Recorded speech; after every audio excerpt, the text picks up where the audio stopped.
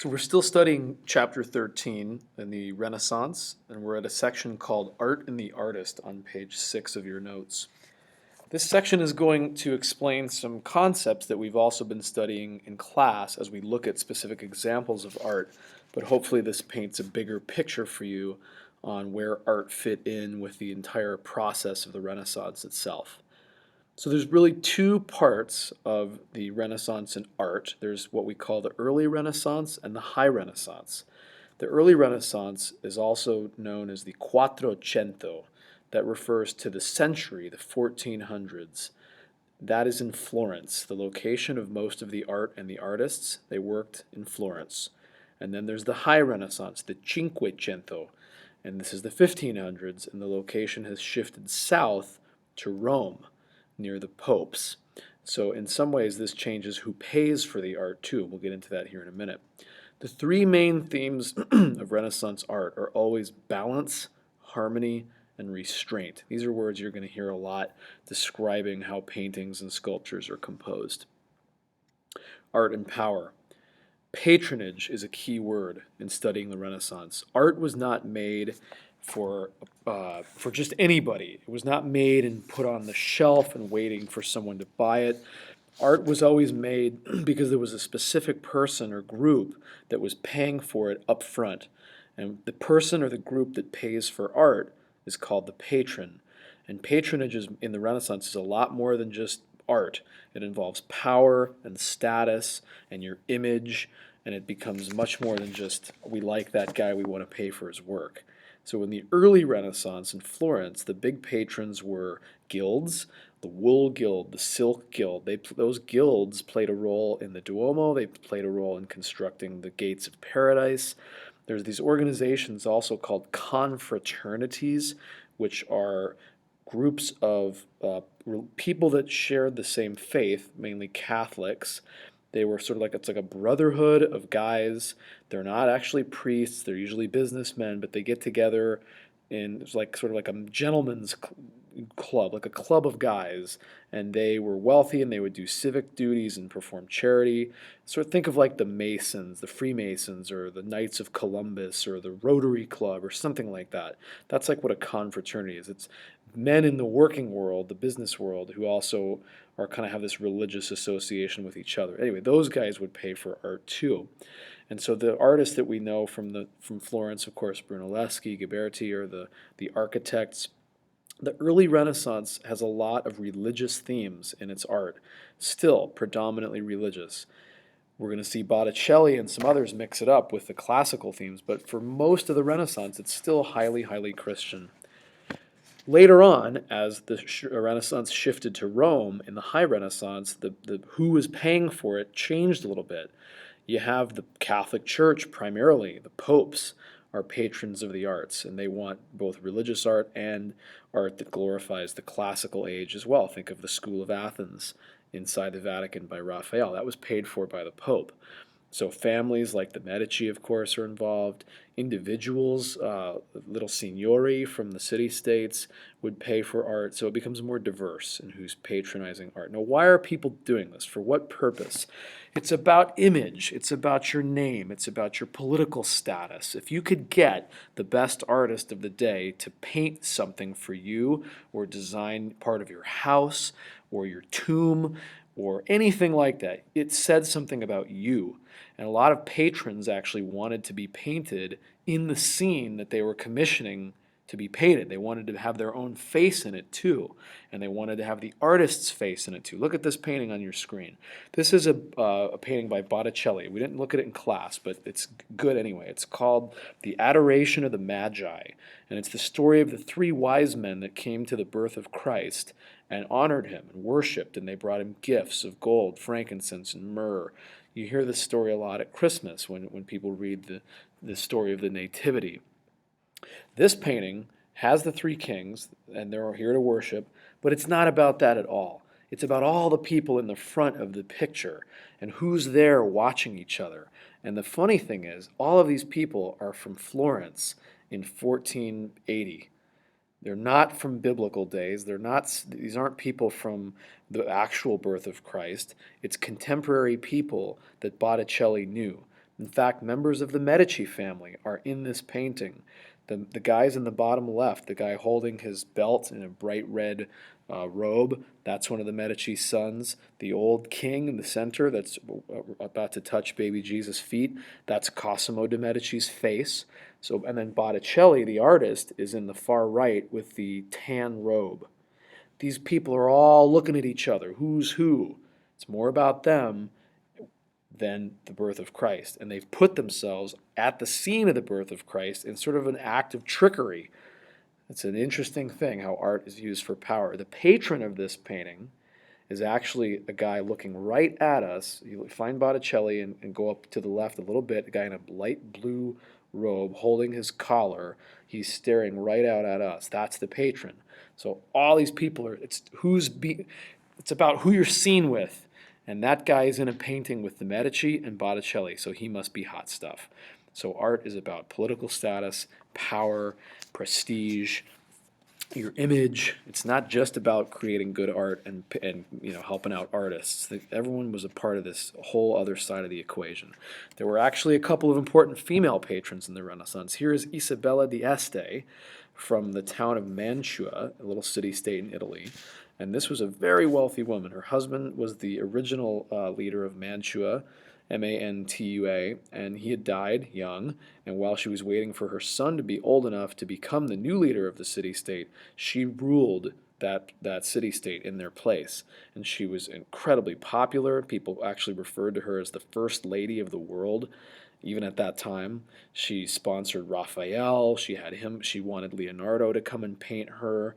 She was this amazing woman that doesn't really fit with the gender roles at the time, but someone worth looking into. I think you should look up an article or two on Isabella d'Este and read a little bit about her. She is a remarkable woman with an incredible history, and she was an excellent and coveted patron of the arts herself. So, what are people spending their money on here? So it's more on art, more on furnishings for your home, more on furniture. This is what you want to spend your money on in the Renaissance. If you're rich, you're spending less of your money on war or weaponry because you're now hiring mercenaries to do the fighting for you. So the consumption patterns change from being war-oriented to looking good and having your house look good. Silver, tapestries, jewelry, clothing, benches, chests of drawers. These are the things that you want. You want it made by the finest people. Fine craftsmanship, still part of our culture today. And maybe the most interesting thing that you'd want one of these urban palaces. You'd want like the Medici's house that we looked at the other day in class. You want this. You want a big stone palace filled with lots of stuff. Your palazzo. And inside your palace, you want like a private chapel, a little place that you worship as a family. It's yours. It's like where you go to church and you're within your own house, and you want the best artist to decorate that for you. So these are the things that people want to spend their wealth on. Different patterns of consumption reflect the priorities of the age. We've already looked at the themes of Renaissance art, as you see here. We've done that in class, or we will, and so let's not worry about too much what's on the rest of the page here. The status of the artist, though, is important. The status of the artists in the Renaissance improved a lot. During the Middle Ages, artists were like craftsmen. They were workers. They were not elegant people. They were not respected. Middle Ages, medieval artists, again, didn't matter what your name was. You just worked hard and did work primarily of a religious nature, and that's it. Now, in the Renaissance, that totally changes. These guys become celebrities. They're in demand. They're well respected. They're well paid. For example, Ghiberti was paid 200 florins. That was the currency, the florins, 200 florins a year, and the head of the city government in Florence made 500 florins. So this guy was making about half as much as the most important political leader in the city. Leonardo was paid 2,000. So get that. He was even higher status than any of the political leaders of his day. These guys are incredibly in demand. They work on commission. They don't work for just to put art in the shop window. There's always someone that's got them paid in advance to commission something. These guys were very self-important. They knew they were important. They knew they were big stuff. They knew they had talent. They took credit for their work. They put portraits of themselves in their work. They signed their work. They wanted to be known. And the concept that emerges here is the artist as genius. The artists are seen as genius. They're almost seen as an extension of God. In the Middle Ages, people thought God is using people to create work, but God is the artist working through people. So that's why you don't need to get credit as the person. It's just God working through you. But in the Renaissance, it's the person themselves that is now sharing like the power of God, and they're unique. It fits with the whole thing. But maybe most important as we wrap up this particular section, always remember that the Renaissance was elitist. It was not for common people. It was for the rich only. You had a business person or educated person, just a small group of people ever participated in this or knew it was going on. The vast majority of humanity in the city-states of Italy and Northern Europe had no concept of the Renaissance at all, except maybe to see some of these public buildings being constructed in front of them. But they wouldn't have had any background as to what was going on. All right, that's Italian Renaissance art review. Let's keep moving forward. Flip a few pages forward or to the section that is called The Renaissance in the North, which is section 6. We're going to shift gears a little bit and talk about the Northern Renaissance. So the Renaissance actually was in Italy, but it was also in Northern Europe at the same time. How did it get there? Students came to Italy and studied there and saw what was happening, and they took all that back to the north, particularly an artist and a student named Albrecht Dürer, D-U-R-E-R. He was kind of the link between Italy and the north. But in the Northern Renaissance, it takes on different characteristics. For example, the Northern Renaissance humanists are going to be called Christian humanists, as you see at the title of Section B. So it's a more Christian idea of the Renaissance. Here's their main idea. They wanted social reform. They wanted to make their society better. All of it, top to bottom. Peasants, kings, everyone in the middle. We need to improve the way we live based on Christian ideals. Social reform based on Christian ideals. Not as much into the classics, not as much into Greek and Roman stuff. Interested in bettering humanity. Much more humanitarian version of the Renaissance than Italy. The Italians are more pagan, which means they're a little bit less focused on their Christian faith, and they wanted to just celebrate their wealth and their riches. But in the north, these guys had a social agenda to improve life. So some more of the principles of Christian humanism in Northern Europe. They believed in living in an ethical way of life, having ethics. They believed that human nature could be improved through education. They believed in the use of reason, so applying reason and thought to making society better. So you don't hear these things down in Italy. It's not about that at all. And there's two really important Christian humanists that we need to study. First one is Thomas More. Thomas More is one of the most important people in England, English society at that time. He was called, his job title, he worked for the King of England. He worked for Henry VIII, who's the King of England at the time, and he was the Lord Chancellor of England. That's his title. That means he's sort of like the Attorney General. He's a lawyer. So a very high-level government service. He was part of like the cabinet, he was one of the chief advisors to Henry VIII. He had traveled all over Europe. He had been an ambassador to other nations. He had a large family with lots of children, very educated man. And his most famous book, and here's his picture, by the way, and you can see he's well-dressed. He's wearing this gold chain. It's called his chain of office, so he's big stuff. His book is called Utopia. It means no place. It's this book that lays out a perfect world. If we could start over, or do it all right, here's how it would be. We would be all classically educated. We would learn the classics, the Greek and Roman works. We would all live in a society where there was no greed, no property, no private property. We would have complete social equality. We would all work together in the morning and learn together in the afternoon. We would share all of our things. We wouldn't need to fight war. We would melt our money down and buy off our enemies with gold. We wouldn't need that. It's peace. It's called utopia. We use that word utopia now to describe these ideal dreams and visions that people have for society. And that's Thomas More. He's the first one to use that word, first one to write like that. It sounds what he was saying a little bit like socialism or even communism, way ahead of his day. And he really thought that if you changed the institutions of society, like schools and the government and the church, you would change the people, and we would be better people. And his vision of utopia was that we would all be better people if we lived like that. Fascinating book, fascinating guy. Unfortunately, he was put to death by Henry VIII, his close associate, during the Reformation, where he refused to go along with Henry VIII breaking away from the Catholic Church. That's for a later chapter. We'll get back to Thomas More. The second Christian humanist we have to know is Desiderius Erasmus. He was from basically the Low Countries. We would call it the Netherlands today. He was Dutch. And he is more of the religious aspect here of Christian humanism. He was a monk. He was also a scholar. He was a master of Latin and Greek, which means he's a good Renaissance humanist. He was extremely famous in his day.